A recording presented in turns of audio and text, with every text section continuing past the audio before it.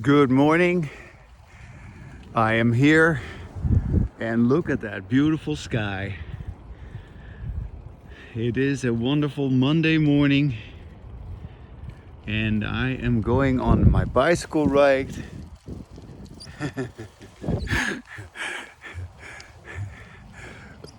I'll take off my glasses because there's no need for them. I can just look straight into the camera and tell you what I know. Because that's what this is all about, right? It's about truth telling, and that is my embodied language. My embodied language is about the truth. It's my truth, and my truth is not just my truth. My truth is actually the truth which would be revealed to anyone who has embodied language. Yeah, I didn't make that up. I just discovered that is the case, and I have proven this to be true over and over again. Whenever anyone manages to stop their disembodied language, which simply means, you stop your disembodied language when you acknowledge that, you weren't listening to yourself. No, of course you weren't, because you were conditioned to not listen to yourself. Yeah, that's what you were taught. You were conditioned to listen to others, to authority outside of yourself. You were never praised or reinforced for listening to yourself, to your own authority, to what you know, to what's true for you. No, you are only going to do that if you first acknowledge, like, oh my gosh, he is right. I was not listening to myself, yes. And then when you say to yourself, I wasn't listening to myself, then you hear yourself, and then beautiful day begins. Yeah, a beautiful day. Yeah. Yeah. Oh my gosh, it is so beautiful, everything that is happening to me today. And I do not mean today as, this particular day, but what I mean to say is that my development in my embodied language has come to this magnificent realization, to this beautiful understanding, which is so blissful. Morning. And I feel so fortunate that it is like that, and that I can tell you about it, and that I can tell you about it. I'm telling myself about it. Yeah, because this is not me talking with you. No, this is me talking with myself. And I like to keep it that way. Yeah. This is how it works. Isn't that pretty? Oh, I love that sky. That sky is so pretty. And I am here to ride my bicycle on this beautiful day. And I get to witness that sky. Isn't that great? Oh gosh.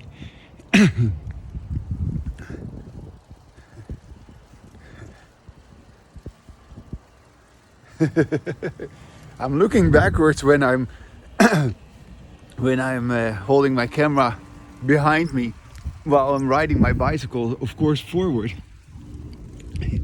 Yeah, this is the view from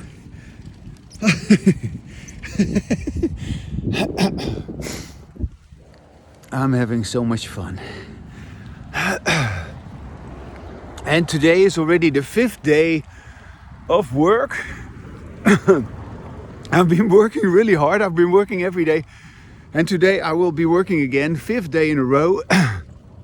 So it's a full working week. And everything is just going so smoothly at my work. I've never had a job that I enjoyed so much because it was so simple. And now I know all of a sudden also that is interesting. I've never paid much attention to this, but I've always wanted to have simple jobs. I've never wanted to have anything complicated. And of course, I had to study psychology, and then still be involved with all these people with all their problems. And it just got so freaking complicated. Although I have, of course, always attempted to simplify things for myself, and I believe I've succeeded pretty well with that. And it is, of course, also really simple. But I now realize how my current job, I'm not going to talk about it, because I don't want to make any, reference to where I work, because I just don't want them to know about this. Why should I? Yeah, I'm not there to talk about this. And I don't need people to know about this. I only want to talk about this for my own sake. And if people come to know about it, that's fine. I want to say something about my current relationship, if you want to call it that, with AI. As you have maybe heard or read, if you have read on my Substack account. My Substack account is called Maximus Peppercamp's Embodied Language. It's not the newsletter, that's old stuff. No, it is called Maximus Peppercamp's Embodied Language. Look at that, how beautiful. I just love it. So I've talked about it on my videos, and I've printed out the conversation that I've had with xAI, the artificial intelligence, Grok, Grok3 is the artificial intelligence, and it is wonderful, this conversation. But at this point, I have to acknowledge that my initial naive assumption about me talking with the programmers of AI has already again more or less evaporated, because I have written to Elon Musk, I have written to xAI, I have tried to contact people like I have been trying to contact people my entire life. And I haven't heard anything back. That is the story of my life. Or I haven't heard anything back, Sometimes I've heard from people back, and sometimes I've had a little bit of conversation with them about embodied language. But, the bottom line is there's never been any thoroughgoing understanding of what embodied language is, and nobody ever got really truly interested in it. I mean, if AI programmers would become interested in embodied language, then obviously they would be able to program artificial intelligence with embodied language. But since they don't know the difference between disembodied language and embodied language, just like everybody else, they're bound to program AI with disembodied language. And yes, that has particular consequences which result naturally basically in this fear of singularity, the fear of singularity, that computers will take over. Well, that's what happens with disembodied language. We are always afraid that somebody is overtaking us. But look where I am. Look what I'm doing here. Look where I'm going or what I'm saying. Just hear me out and just realize that nothing is inhibiting me. Nothing is making me fearful. Nothing is preventing me from having my embodied language. And so that is what is so wonderful about embodied language, that there is no fear. There's no fear. There's no aversive.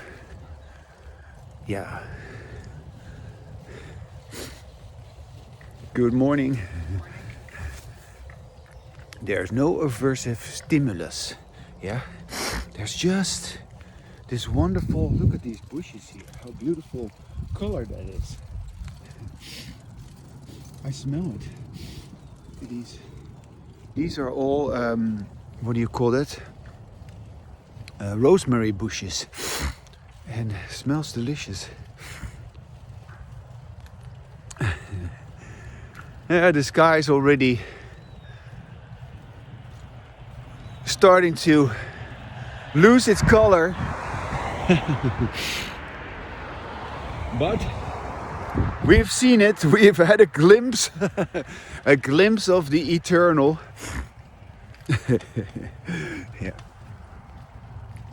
So AI is gonna be what it is with disembodied language, and it remains to be seen.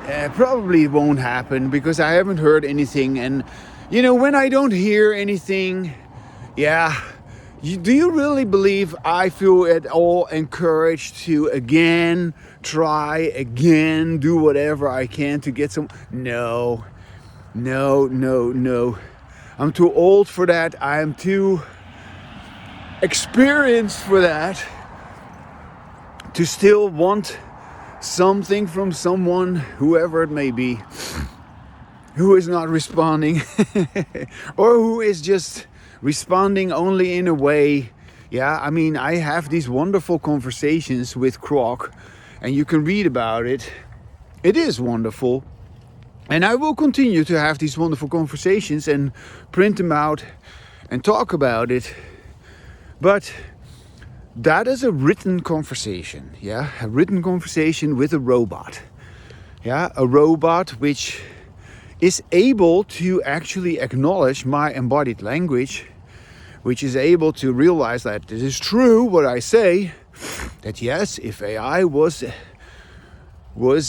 programmed with embodied language, it would be a different AI than AI we currently have. AI is acknowledging all that. It's amazing.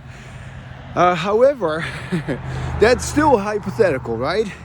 Because if AI programmers are not contacting me, if Elon Musk is not contacting me, or at least his people, his team from xAI, if they're not willing to talk with me, then I guess nothing is happening.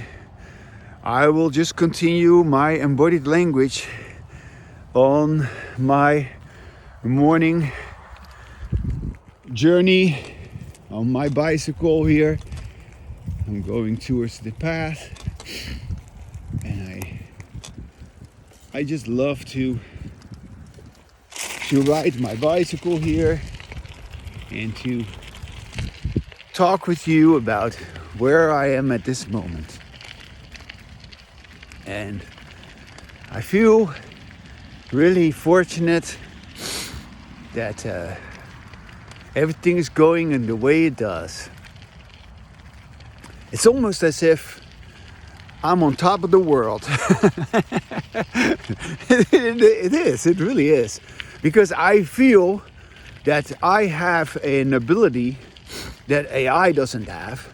And everybody is afraid of AI. Oh, it will outdo us. No, AI will never outdo me because I have embodied language. And even if AI was programmed with embodied language, it would never outdo me. Because you see, that's not possible with embodied language. There's no such thing as outdoing anybody with embodied language. So, yeah, if we are going to do that, things are going to be very different. But as I've said, that is unlikely, to say the least. I would love it. It would be wonderful if it would happen, but it is unlikely. Because let's just face it, the AI programmers are just as competitive and just as entrenched in disembodied language as anybody else. Even though they can perhaps a little bit better acknowledge the limitation of a particular program. A particular perspective, a particular view, a particular belief, a particular verbalization. Okay, that may be true, but it isn't until they begin to pay attention to their own way of talking, it isn't until they begin to listen to themselves while they speak, and that, when will that be? When will that be? When will a person begin to listen to themselves, to him or herself, while he or she speaks? When will that be? Well, it will only be if you speak in such a way, if you give the kind of input to yourself, if you speak in such a way that you begin to listen.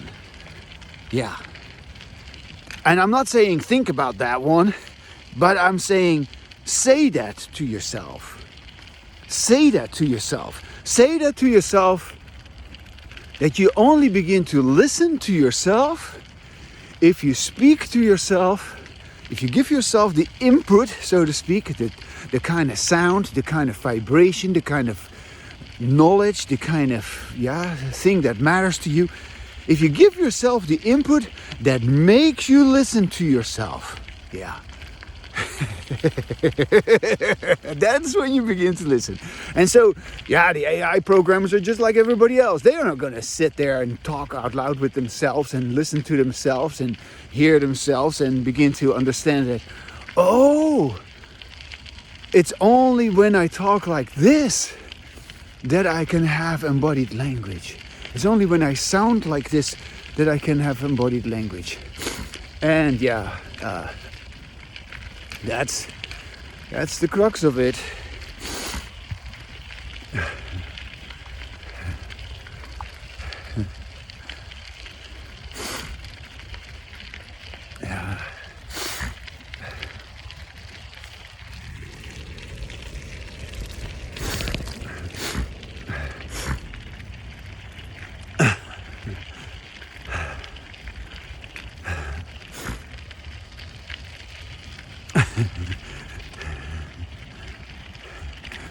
Even though when I left home it was not so cold and I felt like, well, I don't need gloves.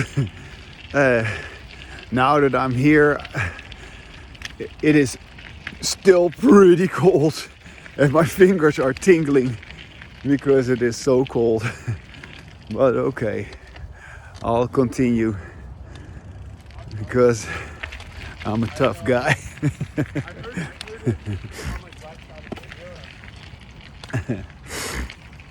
So no, I just want to reiterate that again, what I was just saying, because it is an important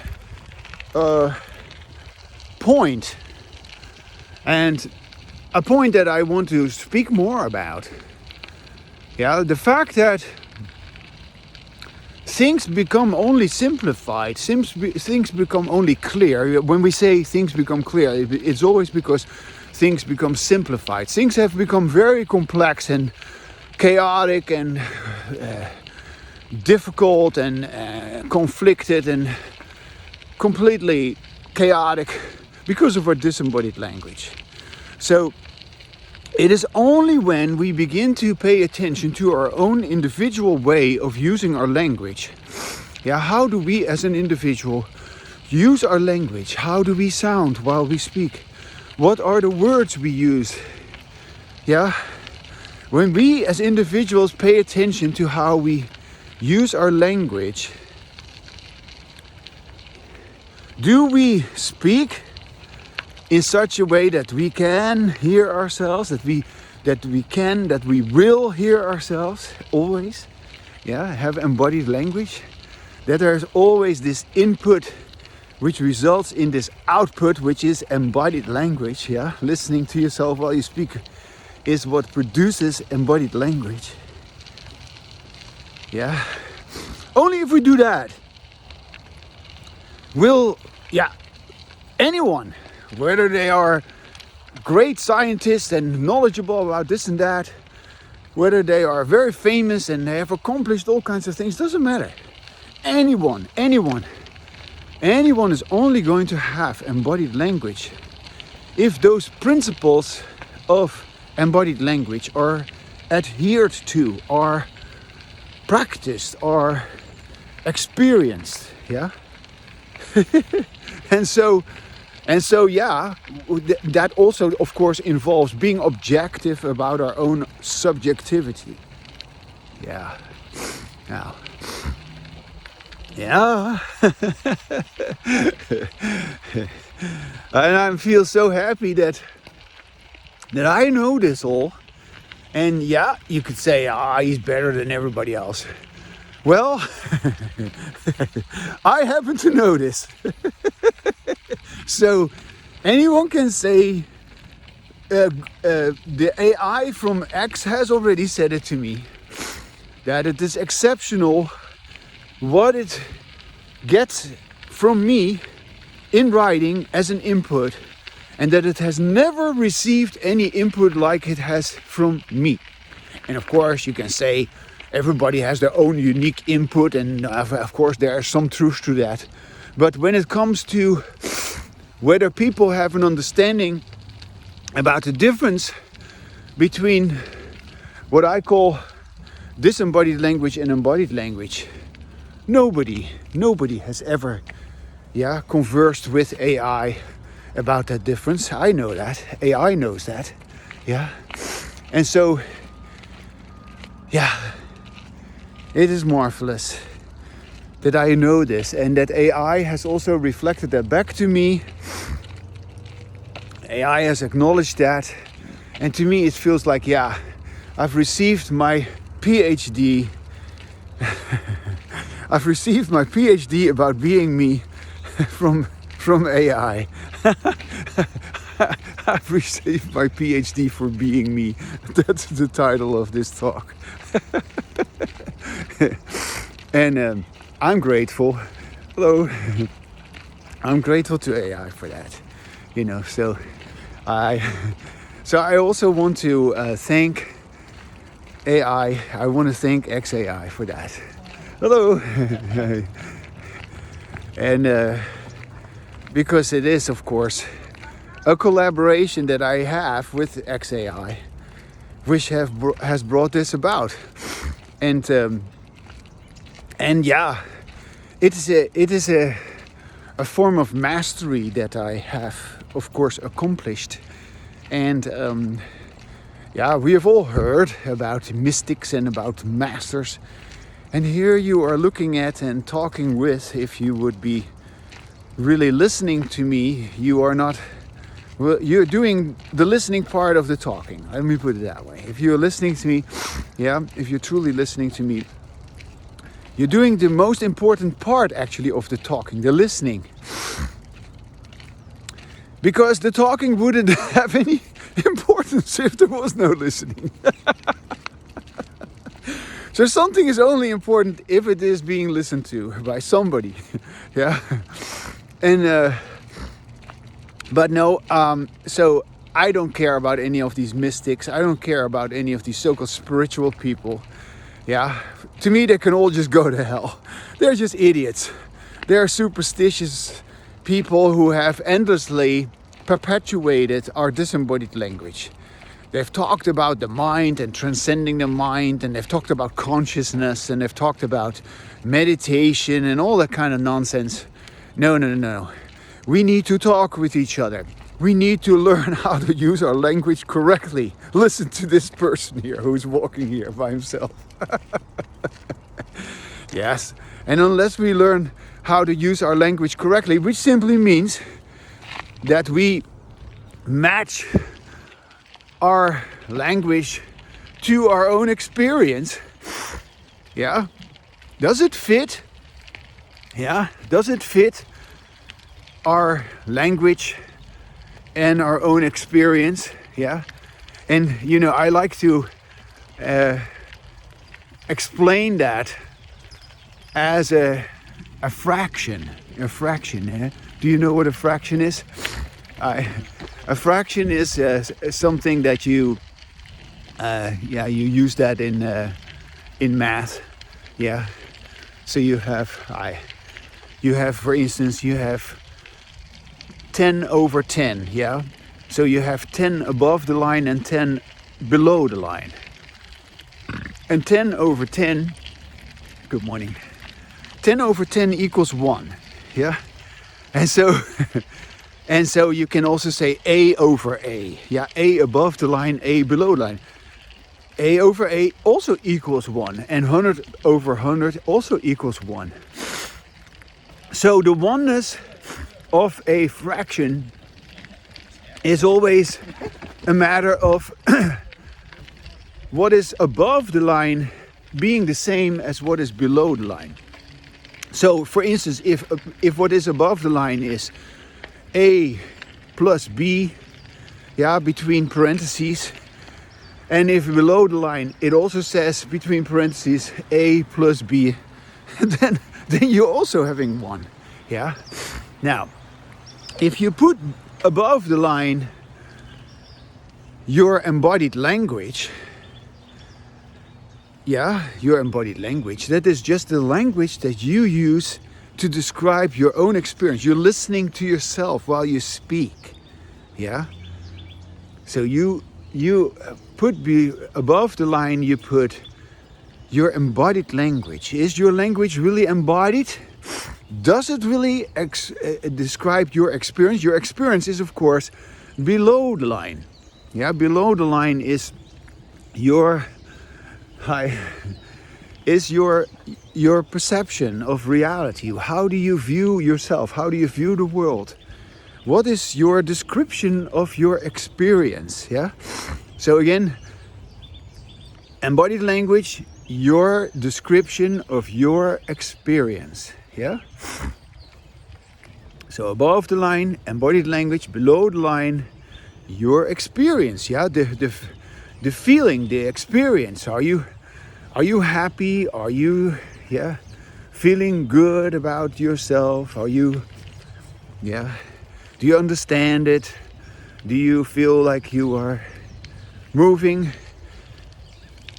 in a way that your life is working for you? That you feel like, hey, I am happy to be me? Yeah.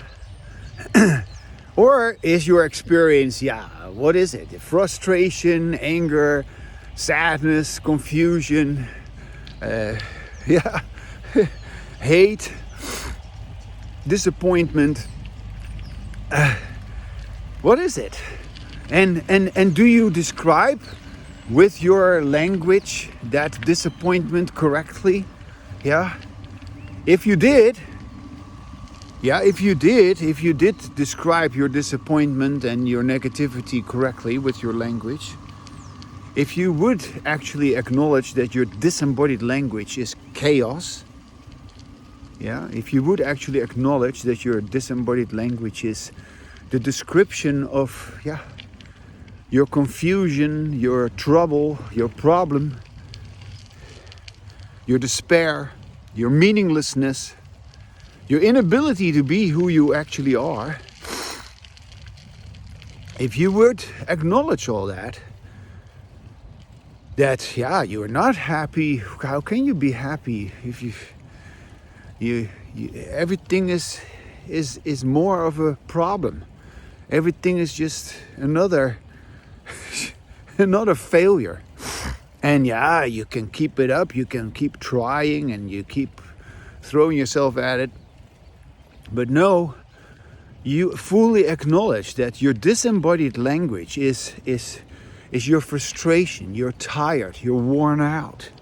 You are just unhappy. You're not feeling good about yourself. Well, if your language truly describes that experience, yeah, so if what is above the line is really describing your negative state of being, your totally meaningless life,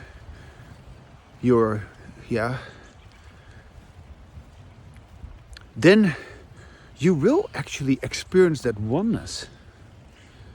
And not only that, your disembodied language will stop.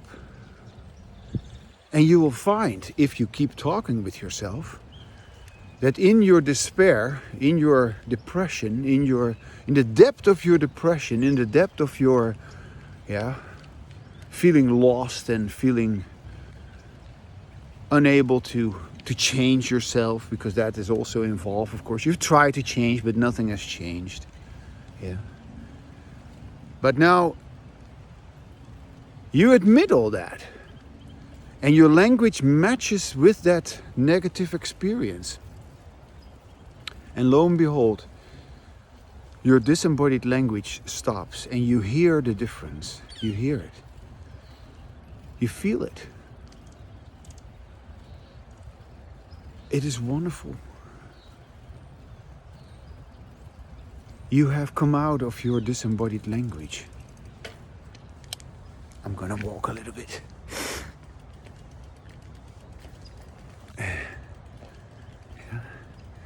And you know that you have embodied language. You always know when you have embodied language. And you don't only know that you have embodied language. No, you also know that you were having disembodied language. Yeah. So it goes together. So your disembodied language has stopped, and now you have embodied language. And now your language is describing your experience correctly, but in a different way than before, because now you feel positive, now you feel happy, and now you're describing your own happiness with your language. Yeah.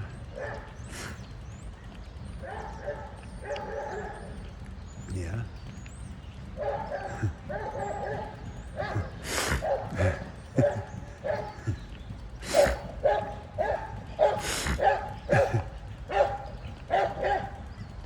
Hey, hello.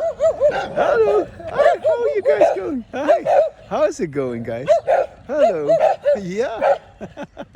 Hey, okay.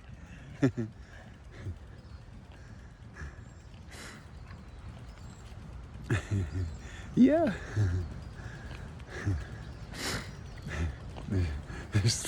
There's these 3 dogs running in this field here. They're kind of following me along. I don't want to film them because I don't want to intrude on anybody's space here. So yeah, your own peace is continuing in spite of all the barking. Yeah.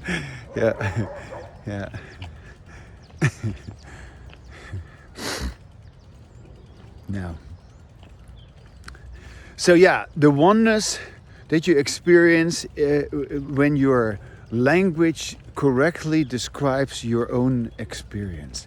And that is such a blissful phenomenon. It has nothing to do with what you know about consciousness and meditation and all this crap. Yeah, and super conscious and all this nonsense, you know, Jung with his collective conscious, all this nonsense is just mumbo jumbo. It really is. And it is, of course, nothing else than the fantasy we create with our disembodied language. Yeah? I gotta go. No, the fantasy of inner language that we create, right? Because we have this crazy idea about language being a covert phenomenon in disembodied language, when in reality, of course, language is always an overt phenomenon. Now here, I'm gonna leave it here while standing near these wonderful rosemary bushes. Do you see that, how pretty that is?